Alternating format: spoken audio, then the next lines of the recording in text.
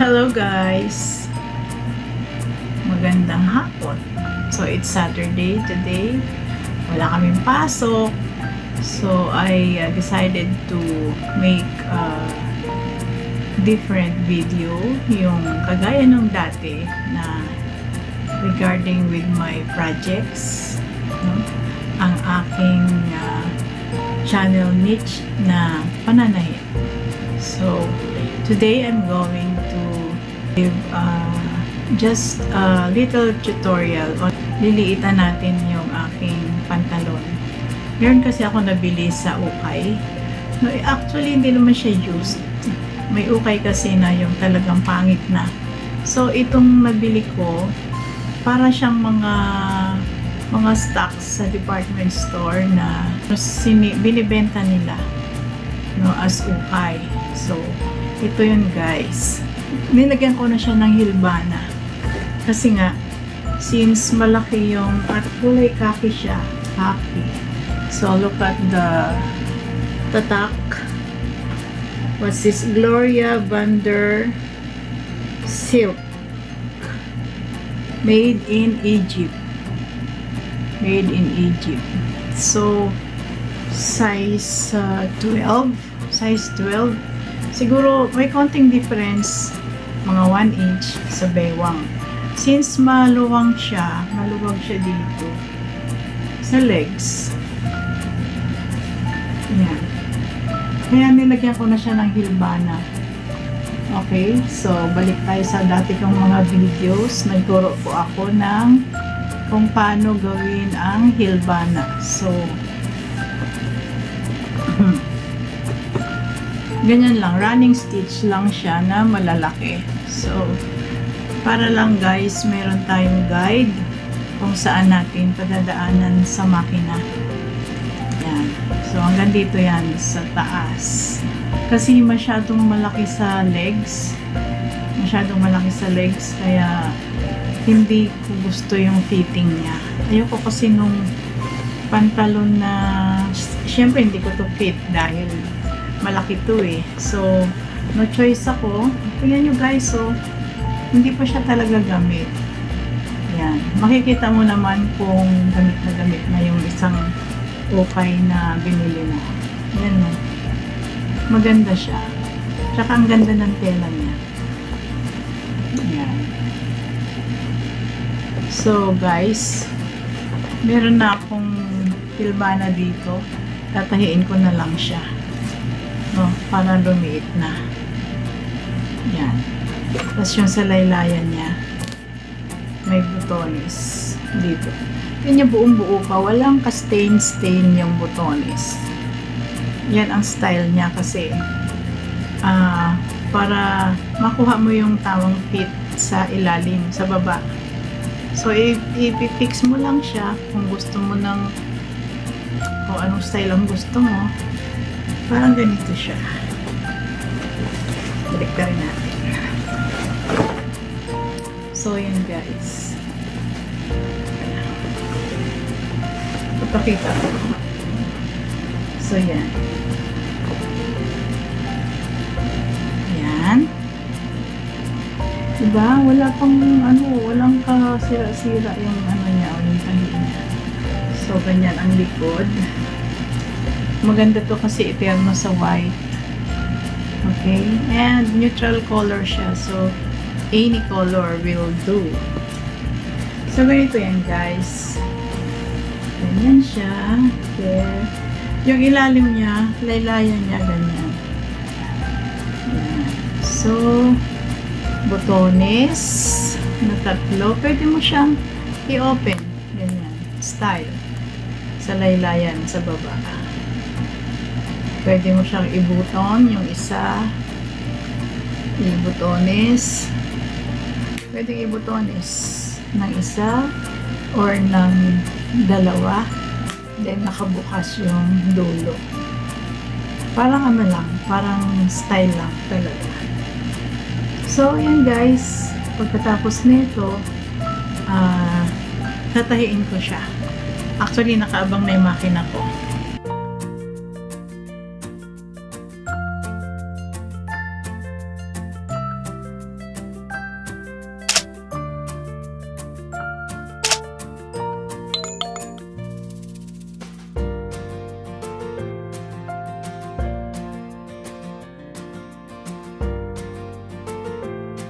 Tatahiin ko na siya, guys. Tatahiin ko na siya. Para may suot ko na rin. Diba? May suot ko na rin siya. Maganda to. So, white na t-shirt.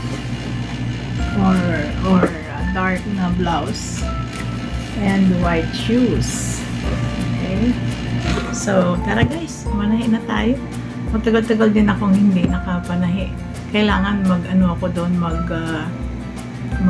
bumalik ako doon sa niche ko kasi ang dami kong videos na, although kasama din sa topic ko yung travel, yung skills, adventures, and this past 2 years na naging busy na balik na sa normal ang lahat, medyo kailangan kong magmadali gumawa ng videos para gumalaw yung channel ko. Kasi kung hindi, mai-stuck yung channel ko. Sayang naman, di ba? So, kailangan merong activities palagi. Kaya, yung mga bakasyon, yung mga travels, isinisingit ko siya na gawin para lang sa channel activity. No? Pero doon pa rin ako sa niche ko na pananahi talaga. So, tutorials, DIY, do it yourself, kung paano mo gawin yung tutorial, basta sa tela, sa karayom, sa makina, related, and yun, mga konting turo kung paano mag-adjust ng pantalon, kung paano magsulsi ng mga punit-punit, or kahit nga sa mga punda ng unan, pwede tayong gumawa, kortina. So, yung mga previous na videos ko, yung mga tutorials sa paggawa ng bed sheets. Then, pillowcase. So, meron na din nun. Kaya lang, medyo mula nung nag-normalize na yung sitwasyon,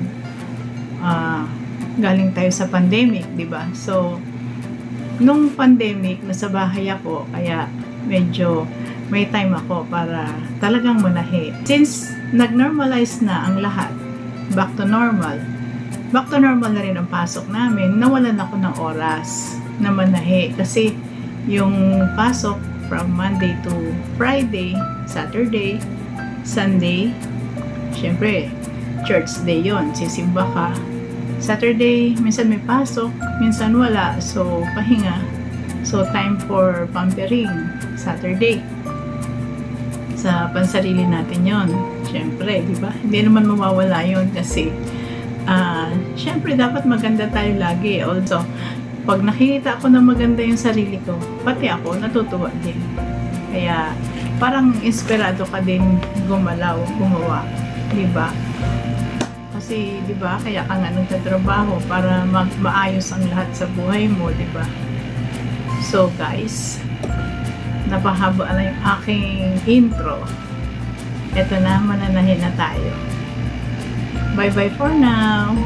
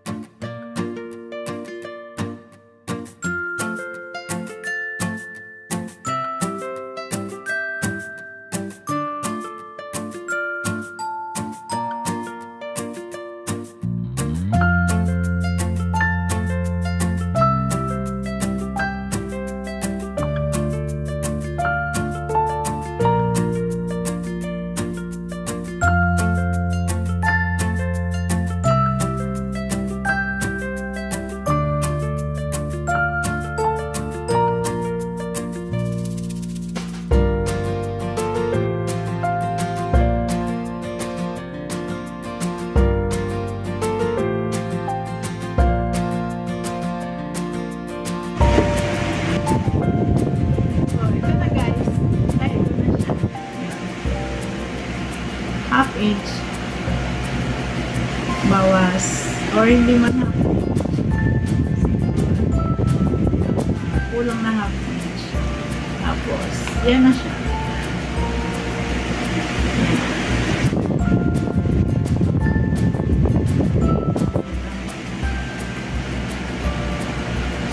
Para hindi siya madulas sa peko. Kaya, okay na, pwede na isuot, guys. Ito, pinaplansya ko talaga ito. Sa pangit. Ayoko nang may bumubukol din sa harap. Pangit. Hindi ako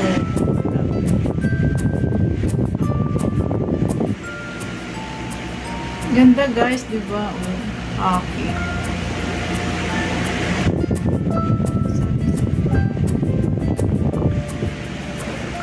Yun. Ang ganda ka mo ng zipper. Look at that. Original.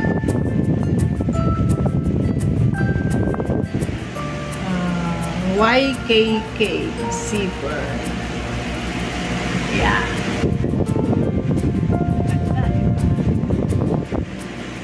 Original zipper. Yan. Diba ganda? Projects done. This is Marlene's projects. Ito ang gusto ko. This one. Tapos naka-rubber shoes. So, bye guys. Thank you for watching. Thank you for watching. Paling-paling salamin. Okay lang. Basta nakakapanay. Hindi lang siya paling. Kasi yung vegetable oil lang eh. So, kailangan mo siyang fix ng konti. Bye-bye guys. Mabelians. Hello. Mabelians. Ang aking magagandang Team America. Ang aking Jamsi J family. Newly adopted. Sir Jams, thank you. Of course, Mama Bell, my Mabelian group. Team America. Shout out sa inyo. Shout out sa inyong lahat. And, of course, my Sitak family. Si Canadian Pinoy PWD.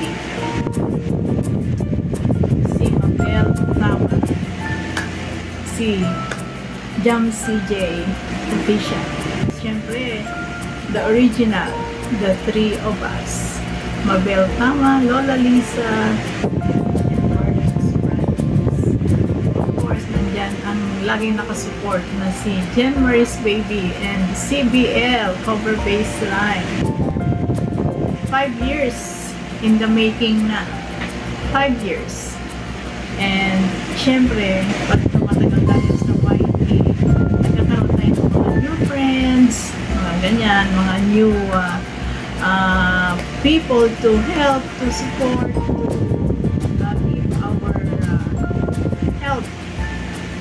And of course, syempre, love ko tayong lahat. Dito tayo sa YT para magtulungan, para magsuportahan, share, and love each other. Para sa kapakanan ng lahat.